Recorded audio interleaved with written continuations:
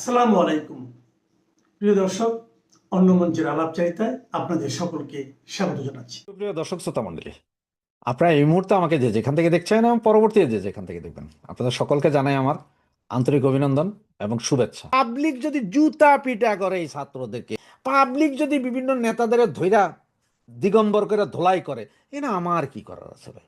আওয়ামী লীগের কি করার আছে? সুতরাং নির্বাচনে সকলকে নিয়ে নির্বাচন করতে হবে, আওয়ামী লীগকে বাইরে রেখে কোনো নির্বাচন করা যাবে না। এটা হচ্ছে মূল। কারণ আমেরিকাও ভালো করে জানে আওয়ামী লীগকে বাইরে রেখে নির্বাচন করে আপনারা 6 মাসও ক্ষমতা ধরে রাখতে পারবেন না। তো ওরা যে এই যে বন্দর নিল, পোর্ট নিল, রাস্তা নিল, ঘাট নিল, জায়গা নিল, জমি নিল, সেন্ট মার্টিন নিল, এগুলা কই যাবে?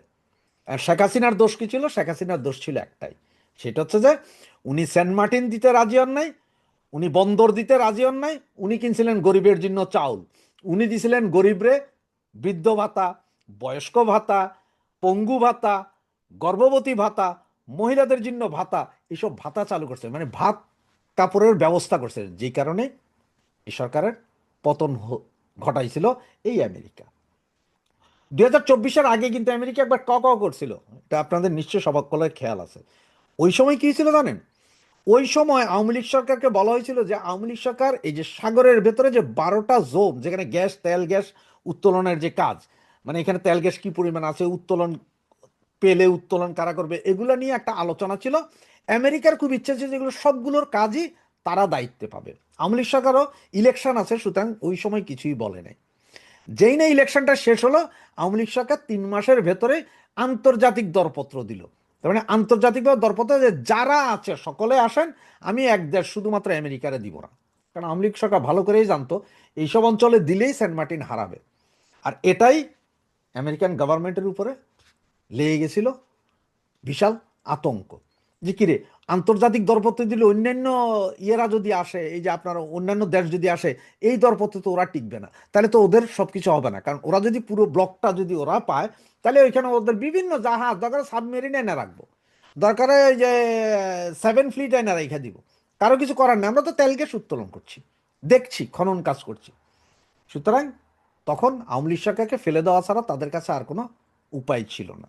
কিন্তু ফেলে দেওয়ার পরে এখন ওদের ভয় হচ্ছে যে এই মৌলবাদী সরকার আবার কি করে। যদি মৌলবাদী সরকার আসে আসে মানে হচ্ছে যে এটা এখন প্রি প্ল্যান, যে এই মৌলবাদীদেরকে আনবে হচ্ছে যে ইন্ট্রিম, তার কারণটা। এবং ইন্ট্রিম যে ইলেকশন করতে চায় না, বা ইলেকশন যদিও বা কোনোভাবে হয়, তারা আবার এই মৌলবাদীদের যেটা গ্যাঞ্জাম লাগায় রাখবে, তার একটা মূল উপাদান দেখেন। গতকালকে কি করলো একজন উপদেষ্টা, তিনি আবার আমাদের জাতীয় নিরাপত্তা উপদেষ্টা, ওনাকে নিয়ে বিমানের ডাইরেক্টর করা হইলো। ভাই, একজন উপদেষ্টা মানে মন্ত্রী, ডিরেক্টর হয় আমরা শুনছি কখনো এমপি, বা এমপিও না এরকম লোকজন ডিরেক্টর হইতে পারে। একজন মন্ত্রী পদমর্যাদার উপদেষ্টা, উনি কেন বিমানের ডিরেক্টর হবেন? আবার নির্বাচন কমিশনের সচিবকে কেন চেঞ্জ করে বিমানে দিতে হবে? নির্বাচন কমিশনের সচিব হঠাৎ করে 1 মাস নেই নির্বাচন, তার আগে সচিব চেঞ্জ, তো নতুন সচিব এসে বুঝবো কি? আপনি যখন একটা নতুন বিয়া করলে ওই মাইয়ার চরিত্র বুঝতে, ওই মাইয়া কি চায় কি না চায় এটি বুঝতে যেমন সমস্যা হয়, মেয়েরাও সেম। যে একটা ছেলেরা হঠাৎ করে বিয়া কইরা আপনারা যেমন বুঝেন না, বুঝতে পারেন না যে এর কি পছন্দ না পছন্দ, ওই না কি জানা, ছেলেরা বুঝে না মেয়েদের কি পছন্দ না পছন্দ। সেম কাহিনী হচ্ছে যে এই নির্বাচন কমিশনের সচিব হঠাৎ করে চেঞ্জ করা 1 মাসে, তো ওই বেটা এসে বুঝবে কি? ও তো কিছু বুঝবে না। আবার ওই সচিব, নির্বাচন কমিশনের সাবেক সচিবকে নিয়ে গেছেন কোথায় আপনারা? বিমানে। আবার জাতীয় নিরাপত্তা উপদেষ্টাকে বিমানের, বাংলাদেশ বিমানের ডিরেক্টর করেছেন কেন ভাই? উনি তো মন্ত্রীর, উনি তো একজন ডিরেক্টরের চেয়ে অতি উচ্চ পদে। তাহলে এইসবগুলো, তো এগুলো সব করা হচ্ছে যে আসলে যে 12 তারিখ ইলেকশন হবে তার একটা নমুনা। এবং 1/11 সময় আমাদের কাছে নজির আছে, 10 দিন আগেও টোটাল নির্বাচনও বাতিল হয়েছে, উপদেষ্টা পরিষদও বাতিল হয়েছে। এখন আমেরিকা কেন তাইলে ফোন দিচ্ছে? আমেরিকা ফোন দিচ্ছে সকলকে, যে সবার সাথে কথা বলতেছে, ভাই দেখেন এর ভিতরে এখন আওয়ামী লীগ, ওই যে ব্যানারে দেখলেন যে 18 তারিখের পরে আসছে মরণ কামড়। ভাই এটা আমি বলতেছি না মরণ কামড়, আমি কোত্থেকে বলবো? আমি ক্ষুদ্র ছোট মানুষ, আমি তো আওয়ামী লীগের নেতা না, বা আওয়ামী লীগের কোনো নেতাও বলে নাই যে আপনার 18 তারিখের পরে বিশাল মরণ কামড় দিবে, আন্দোলন হবে। এটা বলছে কারা ভাই? গোয়েন্দা সংস্থা। বাংলাদেশের গোয়েন্দা সংস্থা বলছে ভাই বিশাল আন্দোলন হবে। এখন বিশাল আন্দোলন হবে, তাইলে 12 তারিখের নির্বাচনের আগে হয়তো এই বিভিন্ন কেন্দ্র ভোট কেন্দ্রগুলো জ্বালাও পোড়াও হইতে পারে। ভাই এটা আমি বলছি না, জ্বালাও পোড়াও হইতে পারে, মানে জ্বালাইয়া পোড়াইয়া দিতে পারে। এটাও কারা বলছে? গোয়েন্দা সংস্থা। তো এখানে তো আওয়ামী লীগ কি ভাই জ্বালাও পোড়াও করে? কখনো কখনো করে না, ঠিক না? 96 সালের ওই যে ইলেকশন মনে আছে তো, বিএনপি আওয়ামী লীগ করছিল, পাবলিক করছে ভাই। পাবলিক যদি আন্দোলন করে, পাবলিক যদি জুতা পিটা করে এই ছাত্রদেরকে, পাবলিক যদি বিভিন্ন ভোট কেন্দ্র জ্বালাইয়া দেয়, পাবলিক যদি বিভিন্ন নেতাদের ধৈরা দিগম্বর করে ধোলাই করে, এরা আমার কি করার আছে ভাই? আওয়ামী লীগের কি করার আছে? সুতরাং এই যে মরণ কামড়, মরণ কামড় ওরা বলতেছে যে আওয়ামী লীগ মরণ কামড় দিবে। এখন আওয়ামী লীগ দিবে নাকি জনসাধারণ? আসলে জনসাধারণ বলতে ওরা ভয় পায়, কারণ জনসাধারণের 90% এখন আওয়ামী লীগ। যেই বেটা এর আগে আওয়ামী লীগ করতো না, সেও কয় যখন আওয়ামী লীগ ভালো। যেসব মহিলাগুলো আগে বলতো না, আগে বলতো যে আওয়ামী লীগ খারাপ, তারাও এখন কয় যে আওয়ামী লীগ ভালো। মহিলাদের এখন সমস্যা হয়েছে না? এই যে হাইকোর্ট রায় দিয়ে দিল ভাই, দুই বিয়া, মানে প্রথম বউয়ের অনুমতি লাগবে না দ্বিতীয় বিয়া করতে, আবার তৃতীয় বিয়া করলে দ্বিতীয়টা তো প্রথম হয়ে যায়, সেটারও অনুমতি লাগবে না। তো মহিলারা এখন চিন্তা করতে, আয় হায়, আগে পাইতাম না, আগে যাও একটা ভাতার পাইতাম, এখন তো দেখি লাঙ্গের আশা করে ভাতারও গায়েব। মহিলারও এখন বিরোধী। আবার যদি সরিয়া আইন হয়, বেত্রাঘাত পাছার উপরে যদি চলে দৌড়া, তাহলে তো আবার সমস্যা না? তো এই সব কিছু মিলে পাবলিক খেপারেছে। পাবলিক খেপায়, পাবলিক আসলে মূলত হচ্ছে যে পাবলিক, এরা বুঝতেছে পাবলিক হয়তো 18 তারিখের পরে বিভিন্ন জায়গায় নেমে যাবে। ওই যে যেমন জুলাই আগস্টে যেরকম পাবলিক নাকি বিভিন্ন জায়গায় জ্বালাই দিছিল, উল্টাই দিছিল, সেরকম হয়তো পাবলিক আবার জ্বালাই দিতে পারে, উল্টাই দিতে পারে, ঝুলাই দিতে পারে। এই কারণে এখন বলতেছে যে আওয়ামী লীগ করবে। কারো তো নাম দিতে হবে, এটা তো যদি বলে যে পাবলিক, তাহলে এটা শরমের বিষয় না ভাই? তো সেটা আমি বলছি না, গোয়েন্দা সংস্থা বলছে যে আওয়ামী লীগ মরণ কামড় দিবে, ইলেকশন তো টোটালি ভন্ডুল হয়ে যাবে। এমনও হইতে পারে যে এই ফেব্রুয়ারির 10 তারিখ থেকে 12 তারিখের ভিতরে যত ক্যাম্প আছে সব হাওয়া হয়ে যেতে পারে। তো এগুলো সব পাবলিক হতে করতে পারে, এটা আওয়ামী লীগ করবে না, পাবলিক করবে। কারণ পাবলিক মানেই এখন কিন্তু সব আওয়ামী লীগ, এটা তো মানেন যে যে কোনো পাবলিক মানেই আওয়ামী লীগ। আর জামাত বিএনপি তো আলাদা। জামাত বিএনপি গুলো জামাত বিএনপি, আর পাবলিক আম জনতা যেটা বলেন সেটা হচ্ছে আওয়ামী লীগ। সুতরাং আসতে পারে নাকি 18 তারিখের পরে বিশাল আন্দোলন, দিতে পারে মরণ কামড়। এমনও হইতে পারে যে আওয়ামী লীগ নেতারাও হয়তো বিভিন্ন জায়গায় আছে, যারা এখন আছে বাংলাদেশে, যাদেরকে আমরা জানি যে বাইরে, তারাও হয়তো বাংলাদেশে। সবকিছু মিলাইয়া একটা বজগট অবস্থায়। তবে আমেরিকার ভয় হয়েছে যে আওয়ামী লীগরে বাহিরে রাখে নির্বাচন করে ফয়দা হবে না, 6 মাসও টিকবেন না। সুতরাং আবারও বলি আপনাদেরকে, নো ভোট, নো ভোট। নৌকা নাই, ভোট কেন্দ্রে যাব না, কিসের তোমার হার না, ভোট দিতেই তো যাব না। জয় বাংলা, জয় বঙ্গবন্ধু। বাংলাদেশে জামায়াতের নেতৃত্বে যে একটি 11 দলীয় জোট তৈরি হয়েছিল, এই 11 দলীয় জোটের মধ্যে একটি দলের নাম ছিল বাংলাদেশ ইসলামী শাসনতন্ত্র আন্দোলন বা সরমনাইয়ের পীর সাহেবের দল। যে তারা হাত পাকা নিয়ে বাংলাদেশে ইসলামী শাসনতন্ত্র কায়েম করতে চায়, যার জন্য সরমনাই ভিত্তিক তাদের এই আন্দোলন বহু বছর থেকে চলছে। তারা এর আগেও নির্বাচন করেছে, তবে তারা কখনো জামাতের সাথে সমঝোতায় যায়নি। কারণ রেজাউল করিম সাহেব, যিনি চরমনাইয়ের পীর, তার একটি বক্তব্য আপনারা অনেকেই শুনেছেন যে এই দেশে যদি কমিউনিস্ট পার্টি আছে, অন ইসলামিক কোনো দল আসে, যদি শাসন করে, তারপরেও আশা থাকে যে এদেশে ইসলাম কায়েম হবে। কিন্তু জামাতে ইসলাম যদি এদেশের কখনো ক্ষমতায় আসে, তাহলে সেই আশা আর থাকে না যে ইসলামে কায়েম হবে, কারণ তারা ইসলামকে ধ্বংস করে ফেলবে। সেই রেজাউল করিমেরাই ভেদাভেদ ভুলে এই আগস্ট পরবর্তী 2024-এর আগস্ট পরবর্তী বাংলাদেশে যে মব, যে সাম্প্রদায়িক শক্তি, যে ধর্ম আশ্রয়ী শক্তি বাংলাদেশের ক্ষমতায় আসতে ঐক্যবদ্ধ হয়েছিল, তাদের সাথে 11 দলীয় জোটে যোগ দিয়েছিল। তারপরে তাদের নানান আসন ভাগাভাগি, তাদেরকে 50টি আসন দিতে রাজি হয়েছিল। অথচ বাংলাদেশে যে পরিমাণ ভোটার আছে তাদের, সেই ভোটার 3টি আসনেও পাশ করার তাদের কোনো সামর্থ্য নেই। অর্থাৎ 3টি আসনে যদি এভারেজে 5 লাখ ভোটার করে ধরেন, সারা বাংলাদেশে প্রাপ্তবয়স্ক 15 লাখ ভোটারও তাদেরকে ভোট দেওয়ার জন্য নেই। কিন্তু তারপরেও জামাতে ইসলামীর যে 11 দলীয় জোট তাদেরকে 50টি আসন ছেড়ে দিতে রাজি হয়েছে। এই 50টি আসন দেওয়ার পরও তারা এই জোট থেকে ঘোষণা দিয়ে সংবাদ সম্মেলন করে আজকে বেরিয়ে গেল। তাদের ঘোষণাটি কি? তাদের ঘোষণাটি হচ্ছে, ছোটবেলা থেকে তারা শুনে এসছে জামাতে ইসলামী অর্থাৎ মওদুদিবাদী সাম্প্রদায়িক ধর্মাশ্রয়ী যে শক্তি, এই শক্তির মূল কথা ছিল আল্লাহর আইন চাই, সৎ লোকের শাসন চাই। এবং তারা বলছে যে সৎ লোক দিয়ে আল্লাহর আইনকে বাস্তবায়ন করার জন্যই জামাতে ইসলামীর জন্ম। এবং আপনারা দেখেন বাংলাদেশের বিভিন্ন অঞ্চলে জামাতের মৌলানারা যায় বলছে জমিন হচ্ছে আল্লাহর, এই জমিনে আইনও চলবে আল্লাহর। সুতরাং মানুষের তৈরি কোনো আইন জামাত বিশ্বাস করে না এবং সেই আইনের উপরে ভিত্তি করে জামাত রাজনীতিও করতে চায় না। এই ভরসায় চরমোনাই, খেলাফত মজলিস, খেলাফত আন্দোলন, মুসলিম লীগ এবং নেজামে ইসলামী পার্টি এই দলে যোগ দিয়েছে। মজার বিষয়টা হচ্ছে বাংলাদেশে যারা এই 11 দলীয় জোট, এই 11 দলীয় জোটের মধ্যে নেজামে ইসলামী এবং জামাতে ইসলামী 1971 সালের 16 ডিসেম্বর সরওয়ার্দী উদ্যানে যে সারেন্ডার ডিট স্বাক্ষর হয়েছিল, সেই সারেন্ডার ডিটে তাদের নাম উল্লেখ ছিল। অর্থাৎ তারাও পাকিস্তানের পরাজিত শক্তি হিসেবে একটি অংশ সারেন্ডার করছে। সেই শক্তি এখন চরমোনাই কি বলছে দেখেন। চরমোনাইয়ের কথাটা হচ্ছে যে গতকাল জামাতে ইসলামের আমিরকে একজন খ্রিস্টান মহিলা জিজ্ঞেস করেছিল যে আপনারা যদি ক্ষমতায় যান তাহলে কোন ধরনের শাসনতন্ত্র হবে। তো তিনি উত্তরে বলেছিলেন যে আমরা কোনো শরিয়া আইন দেশে চালু করব না, আমরা যেটা করব প্রচলিত যে বাংলাদেশের আইন আছে এই আইনের ভিত্তিতেই আমরা রাষ্ট্র পরিচালনা করব।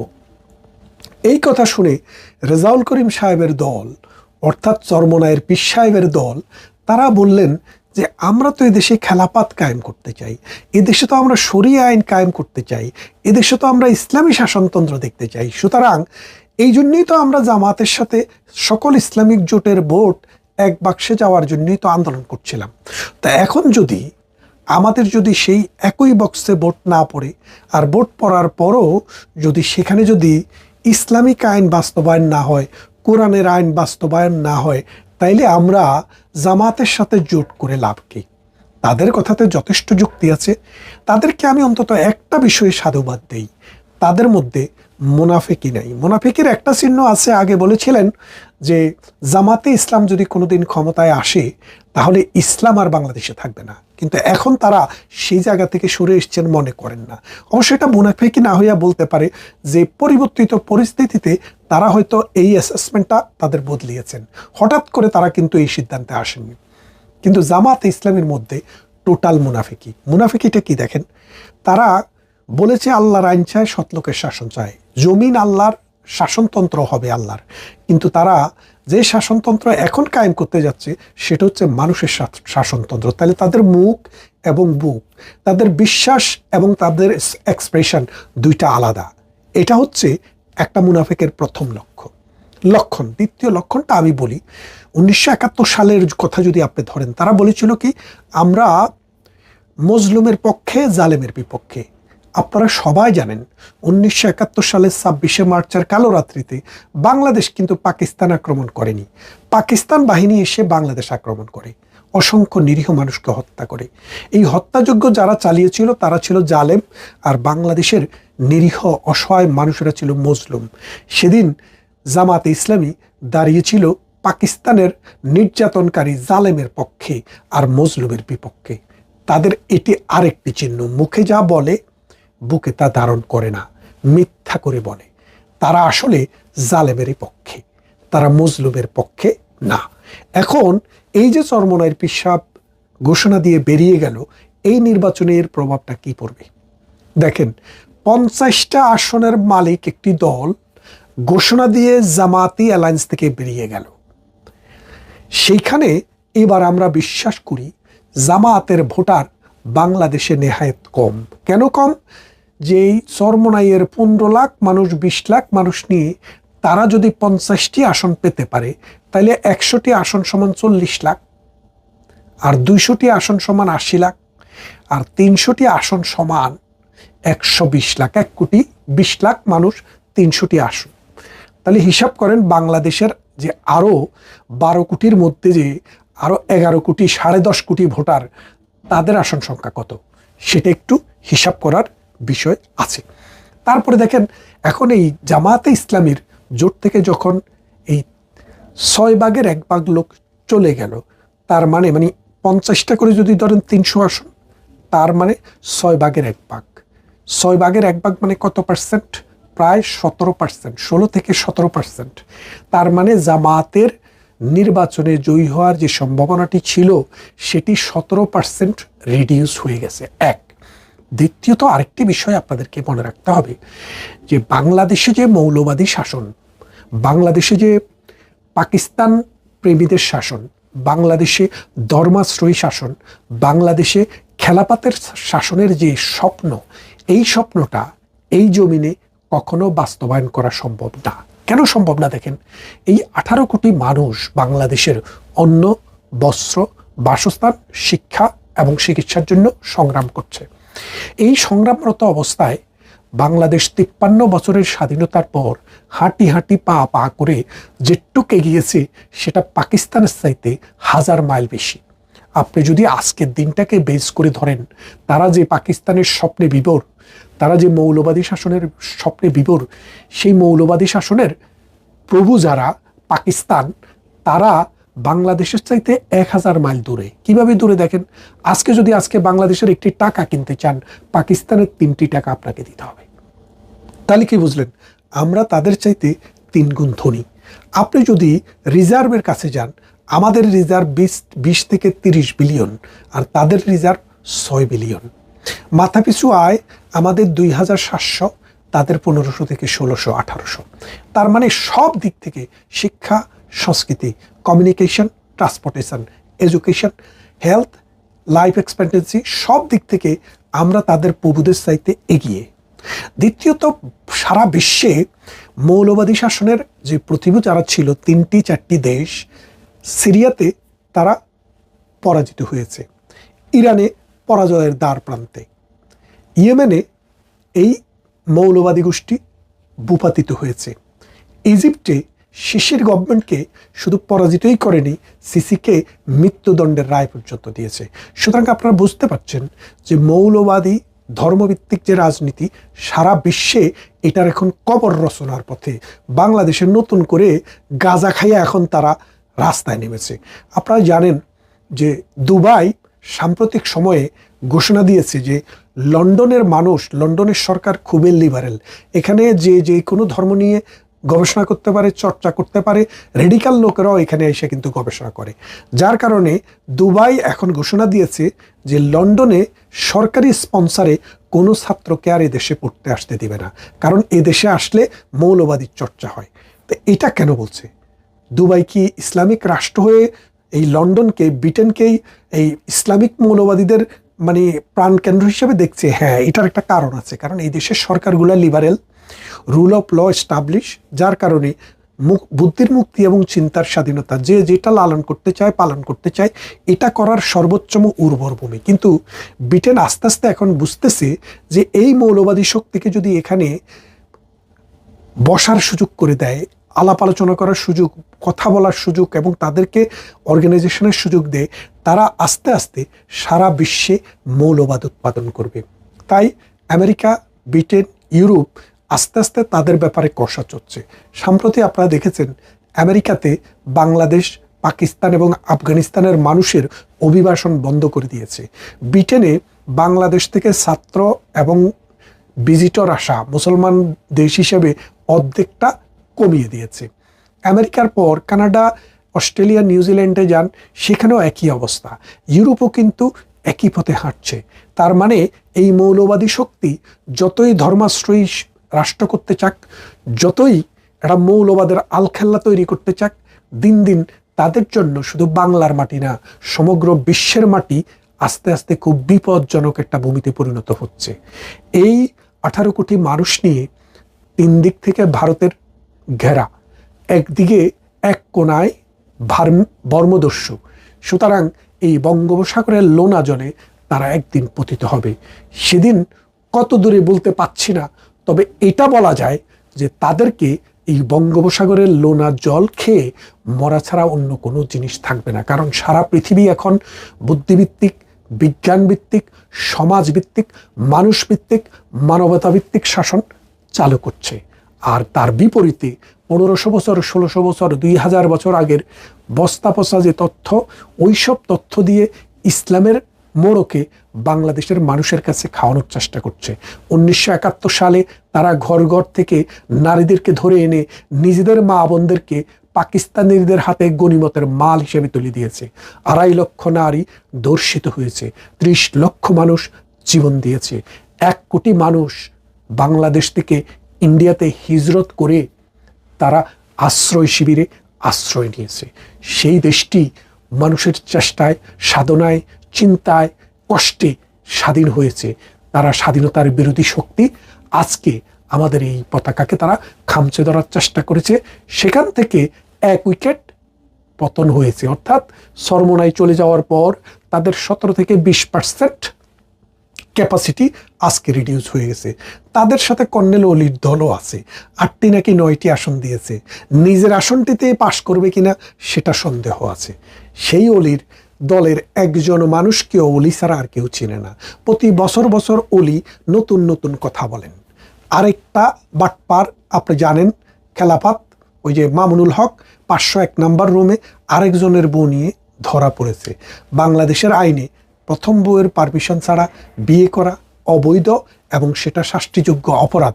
সেই ক্ষেত্রে মামুনুল জেলে থাকার কথা ছিল, কিন্তু বাংলাদেশ এখনো আরো বহুদূর হাঁটতে হবে এই সব ক্রিমিনালদেরকে জেলে আনতে হলে। এই মামুনুলরা একসময় হেফাজত ছিল, যেটা হেফাজতের একটি বড় সাংগঠনিক পোস্টে তিনি রয়েছেন। যেই হেফাজত ধর্মীয় রাজনীতি করে না, তারা মনে করে এটা রাজনৈতিক শক্তি না, এটা হচ্ছে ধর্মীয় শক্তি। সেই হেফাজতের নেতাই এখন এই 12 দলীয় বা 11 দলীয় জোট, এখন তো 10 দলীয় জোট। নির্বাচন যতই ঘনিয়ে আসছে, সাসপেনশন ততই বাড়ছে। নির্বাচন হবে, এখনো মানুষের মধ্যে সেই বিশ্বাস আসেনি। মনে করে মানুষ যে ডক্টর ইউনূস এবং পাকিস্তান গং বাংলাদেশটাকে একটা অন্ধকার যুগের দিকে নিয়ে যাওয়ার জন্য এই জামাতকে ব্যবহার করে এই সুন্দর স্বাধীন এই রাষ্ট্রটিকে ধ্বংস করার চেষ্টা করছে। আপনারা যারা বাংলাদেশকে ভালোবাসেন, মুক্ত বুদ্ধিকে ভালোবাসেন, ধর্ম বর্ণ নির্বিশেষে একটি সমাজ, একটি রাষ্ট্র সামনের দিকে এগিয়ে যাক, সেটাকে ভালোবাসেন, তাদেরকে আজকে সিদ্ধান্ত নিতে হবে বাংলাদেশ নাকি পাকিস্তান। বাংলাদেশের রাজনীতিতে এখন চলছে মিটিং বা বৈঠকের ছড়াছড়ি। এর কোনোটি হচ্ছে প্রকাশ্যে, কোনোটি চলছে গোপনে, কোনোটি দেশীয় শক্তির সাথে, কোনোটি বিদেশি পরাশক্তির সাথে। তবে খবর হলো, অন্তর্বর্তী সরকারের বিদেশি মিত্ররা, বিশেষ করে আমেরিকা ও ইউরোপের শক্তিশালী দেশগুলো সরকারের উপর আস্থা হারিয়ে ফেলেছে। 2 নৌকায় পা রাখতে গিয়ে অন্তর্বর্তী সরকার পড়েছে বিপাকে। যুক্তরাষ্ট্রের মন রাখতে খলিলুর রহমানের সফর শেষে তড়িঘড়ি করে যুক্তরাষ্ট্রকে দেয়া কথা মতো বোয়িং বিমান কেনার চুক্তি এ মাসেই সেরে ফেলতে যাচ্ছে ইউনূস সরকার। প্রক্রিয়াটি নির্বিঘ্ন করতে তড়িঘড়ি করে শেষ মুহূর্তে এসে রাষ্ট্রায়ত্ত বিমান বাংলাদেশ এয়ারলাইন্সের পরিচালনা পর্ষদে প্রশাসনের 3 জন গুরুত্বপূর্ণ কর্মকর্তাকে পরিচালক হিসেবে নিয়োগ দিয়েছে অন্তর্বর্তী সরকার, যা নিয়ে দেখা দিয়েছে ব্যাপক সমালোচনা। অন্যদিকে ইউরোপের দেশগুলোর চাপের মুখে এয়ারবাস কেনার আশ্বাস দিয়েছিল অন্তর্বর্তী সরকার, কিন্তু সে আশ্বাস থেকে সরকার যোজন যোজন দূরে থাকায় সরকার উপর বেজায় চটেছে ইউরোপের শক্তিশালী দেশগুলো। আবার বোয়িং বিমান কেনার প্রক্রিয়াটি শুরু করতে গেলেও যুক্তরাষ্ট্রের আরো অনেক শর্ত পূরণ করতে পারছে না অন্তর্বর্তী সরকার। বিশেষ করে জাতীয় নিরাপত্তা উপদেষ্টা মার্কিন সফরে গিয়ে অনেক জিজ্ঞাসার জবাব দিতে না পারায় ভিন্ন পথে হাঁটা শুরু করেছে ট্রাম্প প্রশাসন। সূত্রগুলো বলছে, অন্তর্বর্তী সরকারের উপর আস্থা হারিয়ে যুক্তরাষ্ট্র ও ইউরোপীয় দেশগুলোর প্রতিনিধিরা যোগাযোগ শুরু করেছে 3টি প্রধান দলের সাথে। এর মধ্যে কার্যক্রম নিষিদ্ধ থাকা আওয়ামী লীগের সাথে বৈঠক হয়েছে গোপনে, আর বিএনপি ও জামাত ইসলামীর সাথে বৈঠকের কথা উঠে এসেছে গণমাধ্যমে। তবে প্রকাশ্যে বাণিজ্য নিয়ে আলোচনা করা হচ্ছে দাবি করা হলেও আলোচনা হচ্ছে এমন কিছু বিষয় নিয়ে যেগুলোর কারণে শিগগিরই হয়তো পাল্টে যেতে পারে রাজনীতি ও নির্বাচনের দৃশ্যপট। বিশেষ করে নির্বাচনের আগে আইন শৃঙ্খলা পরিস্থিতিকে কেন্দ্র করে সুষ্ঠু নির্বাচনের পরিবেশ নিয়ে প্রশ্ন তোলা হতে পারে নানা মহল থেকে। ট্রাম্পের আরোপ করা রেসিপ্রোকাল ট্যারিফ সামাল দিতে নিজেদের এখতিয়ারের বাইরে গিয়ে নন ডিসক্লোজার এগ্রিমেন্ট করেছিল ইউনূস প্রশাসন। এ নিয়ে ব্যাপক সমালোচনা হলেও কোনো কিছুই কেয়ার করেনি অন্তর্বর্তী সরকার।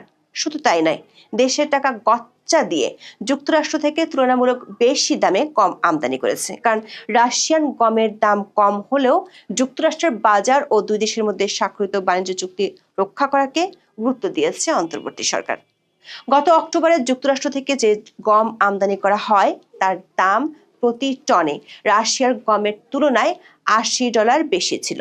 তা সত্ত্বেও অক্টোবরে 57,000 টন গমের প্রথম চালান যুক্তরাষ্ট্র থেকে বাংলাদেশে আসে। মোট 4,40,000 টন গম কেনার চুক্তি আছে বাংলাদেশের অন্তর্বর্তী সরকারের সাথে যুক্তরাষ্ট্রের। দাম বেশি পড়ার আরো একটি কারণ হলো যুক্তরাষ্ট্রের কোনো প্রতিষ্ঠানের সাথে চুক্তি না করে সরকার রহস্যজনক কারণে চুক্তি করেছিল সিঙ্গাপুর ভিত্তিক গম সরবরাহের তৃতীয় পক্ষ প্রতিষ্ঠান অ্যাগ্রোকর্প ইন্টারন্যাশনালের সাথে। ট্রাম্প প্রশ্নের মূল রাখতে এমন আর কি করেছে সে হিসাব মার্কিন যুক্তরাষ্ট্রে গিয়ে গত 8 জানুয়ারি তুলে ধরেন বাংলাদেশের অন্তর্বর্তী সরকারের জাতীয় নিরাপত্তা উপদেষ্টা ডক্টর খলিলুর রহমান। সেখানে যুক্তরাষ্ট্রের বাণিজ্য প্রতিনিধি জেমিসন গ্রিয়ারের সঙ্গে তার বৈঠক হয়। সে বৈঠকের খবর বেশ ফলাও করে বাংলাদেশের অন্তর্বর্তী সরকারের পক্ষ থেকে প্রচার করা হয়েছিল। কিন্তু মার্কিন সরকারের ঊর্ধ্বতন কর্তা ব্যক্তিরা খলিলুর রহমানের ভাষ্য মনোভূত না হওয়ার বার্তাই দেন। সেজন্য আমেরিকা থেকে বোয়িং বিমান কেনার চুক্তি সেরে ফেলার তোড়জোড় শুরু করেছে সরকার। সে প্রক্রিয়া যাতে নির্বিঘ্নে করা যায় সেজন্য রাষ্ট্রায়ত্ত বিমান বাংলাদেশ এয়ারলাইন্সের পরিচালনা পর্ষদে প্রশাসনের 3 জন গুরুত্বপূর্ণ কর্মকর্তাকে পরিচালক হিসেবে নিয়োগ দিয়েছে সরকার। 15 জানুয়ারি বেসামরিক বিমান পরিবহন ও পর্যটন মন্ত্রণালয় থেকে জারি করা এক গেজেট প্রজ্ঞাপনে বলা হয়েছে, জাতীয় নিরাপত্তা উপদেষ্টা খলিলুর রহমান, প্রধান উপদেষ্টার বিশেষ সহকারী ফয়েজ আহমেদ তৈয়ব ও নির্বাচন কমিশন সচিবালয়ের সিনিয়র সচিব আক্তার আহমেদকে বিমানের নতুন পরিচালক হিসেবে নিয়োগ দেওয়া হয়েছে। যেখানে জাতীয় সংসদ নির্বাচন ও গণভোটের মতো মহাযজ্ঞের সামনে ঠিক তার আগে কেন নির্বাচন কমিশনের সচিবকে এ পদে নিয়োগ দেওয়া হলো তা নিয়ে বিস্ময়ের শেষ নেই সংশ্লিষ্টদের। আবার 3 জনের কারোরই এভিয়েশন বিষয়ে কোনো অভিজ্ঞতা নেই। সূত্রগুলো বলছে মার্কিন বোয়িং বিমান কেনার বিরোধিতা করায় 2 জনকে পর্ষদ থেকে সরিয়ে দেওয়া হয়েছে। এর পরপরই খবর হলো বিমান বাংলাদেশ এয়ারলাইন্স ও মার্কিন উড়োজাহাজ নির্মাণকারী প্রতিষ্ঠান বোয়িং এর মধ্যে চলতি মাসে চুক্তি সই হতে যাচ্ছে। বোয়িং এর প্রথম উড়োজাহাজটি 2031 সালের অক্টোবরে বাংলাদেশকে ডেলিভারি দেওয়ার কথা রয়েছে। বাকি উড়োজাহাজগুলো 2035 সালের নভেম্বরের মধ্যে সরবরাহ করা হতে পারে। সূত্রগুলো বলছে সরকার এমন সিদ্ধান্তে বেজায় চটেছে ইউরোপের বেশ কয়েকটি শক্তিশালী দেশ। এগুলো হলো যুক্তরাজ্য, ফ্রান্স, জার্মানি ও ইউরোপীয় ইউনিয়ন। অন্তর্বর্তী সরকার গত অক্টোবরে যুক্তরাষ্ট্র থেকে বোয়িং বিমান কেনার কথা ঘোষণা করার পর গত বছরের নভেম্বরে এই 4টি দেশ ও সংস্থার রাষ্ট্রদূতরা ঢাকায় প্রকাশ্যে এয়ারবাস কেনার পক্ষে কূটনৈতিক তৎপরতা শুরু করেছিলেন। গত সরকার আমল থেকে বিমান বাংলাদেশ এয়ারলাইন্সের কাছে 14টি প্লেন বিক্রির প্রস্তাব দিয়ে রেখেছে, যার মধ্যে রয়েছে 10টি এয়ারবাস A350 এবং 4টি এয়ারবাস A32 ও নিও। গত 26 নভেম্বর ঢাকায় এক অনুষ্ঠানে জার্মানির রাষ্ট্রদূত রুডিগার লোর্টসে কোনো রাগঢাক না রেখে বলেছিলেন এয়ারবাস থেকে উড়োজাহাজ কেনার প্রতিশ্রুতি থেকে বাংলাদেশ সরে এলে ইউরোপের সঙ্গে বাণিজ্য সম্পর্ক প্রভাব পড়বে। তিনি বলেছিলেন ইউরোপের বাজারে শুল্ক ছাড়ার আলোচনার আবহ এয়ারবাস নিয়ে বাংলাদেশের সিদ্ধান্তের কারণে বদলে যেতে পারে। কূটনৈতিক সূত্রগুলো বলছে অন্তর্বর্তী সরকারের বোয়িং বিমান কেনার সিদ্ধান্তে ইউরোপীয় শক্তিশালী দেশগুলো আগে থেকে আপত্তি জানিয়েছিল। যুক্তরাষ্ট্রকে খুশি করতে নির্বাচনের আগে চুক্তি করার উদ্যোগ নেয় অধ্যাপক ইউনূসের ইউরোপীয় মিত্ররা এখন ভিন্নভাবে চিন্তা করছে। জানা গেছে নির্বাচনকে ঘিরে সরকারের উপর ইউরোপিয়ান ওই দেশগুলোর চাপ শিগগিরই দৃশ্যমান হবে। এমনকি নির্বাচনকে ঘিরে ইউরোপিয়ান ইউনিয়ন যেসব সিদ্ধান্তের কথা জানিয়েছিল সেগুলোতে পরিবর্তন আসতে পারে। এর মধ্যে খবর হলো ট্রাম্পের প্রশাসনের বাণিজ্য প্রতিনিধিরা বিএনপি চেয়ারম্যান তারেক রহমান ও জামায়াতে ইসলামের আমির ডক্টর শফিকুর রহমানের সাথে আলাদা আলাদা ভার্চুয়াল বৈঠক করেছেন। নির্বাচনের আগে আবার যেখানে খলিলুর রহমান 1 সপ্তাহ আগে ঠিক একই প্রতিনিধিদের সাথে বৈঠক করে আসলেন, সেখানে ভার্চুয়াল বৈঠকের প্রয়োজন পড়ল কেন? প্রশ্ন উঠেছে অধ্যাপক ইউনূসের সরকার নিজের এখতিয়ারের বাইরে দেশের ইতিহাসে প্রথমবারের মতো যে গোপন চুক্তি করেছেন সেটি যে রাজনৈতিক সরকারগুলো দেশের স্বার্থের কথা চিন্তা করে বহাল রাখতে পারবে না, এমন দুশ্চিন্তাকে মার্কিন সরকারকে পেয়ে বসেছে। মানবজমিনে এ নিয়ে যে খবর প্রকাশিত হয়েছে তা যদি সত্যি হয় তাহলে সেটি হবে উদ্বেগজনক। মানবজমিনের খবরে বলা হয়েছে ইউএস ট্রেড রিপ্রেজেন্টেটিভ জেমিসন গ্রিয়ারের সাথে তারেক রহমানের আধা ঘন্টার বৈঠকের শুরুটা ছিল অনেকটা নাটকীয়। ট্রেড নেগোসিয়েশনের নানা বিষয়ে আলোচনায় উঠে আসে। মিস্টার গ্রিয়ার জানতে চান এই ট্রেড নেগোসিয়েশনে তারেক রহমানের অবস্থান কি, বিশেষ করে বাংলাদেশ সরকারের তরফে যে আলোচনা হয়েছে তা নিয়ে তার মনোভাব কি। মানবজমিন বলছে তারেক রহমান স্পষ্ট করে বলেন সরকার যে নেগোসিয়েশন করেছে তাতে তাদের সম্মতি রয়েছে। সরকার যেভাবে আলোচনা এগিয়ে নিয়েছে তাতে তাদের কোনো দ্বিমত বা আপত্তি নেই। দর্শক, চুক্তিটি গোপন হওয়ায় তারেক রহমান তা দেখার কথা নয়।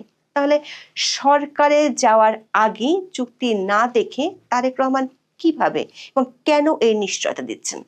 দর্শক, লক্ষণীয় বিষয় হলো তারেক রহমানের সাথে মার্কিন প্রতিনিধিদের ভার্চুয়াল বৈঠকটি হয়েছে 16ই জানুয়ারি। তার আগে 15ই জানুয়ারি সন্ধ্যায় তারেক রহমান সপরিবারে সাক্ষাৎ করেন প্রধান উপদেষ্টা অধ্যাপক ইউনূসের সাথে। সরকারের পক্ষ থেকে এটিকে নিছক সৌজন্য সাক্ষাৎ বলে দাবি করা হলেও নির্বাচনের আগে প্রধান একটি রাজনৈতিক দলের নেতার সপরিবারে সরকার প্রধানের সাথে বৈঠকের বিষয়টি নিয়ে প্রশ্ন উঠতেই পারে। দর্শক, তারেক রহমানের সাথে বৈঠকের পর দুপুরে জামাত ইসলামের আমির ডক্টর শফিকুর রহমানের সাথে আরেকটি ভার্চুয়াল বৈঠক করেন জেমিসন গ্রিয়ার।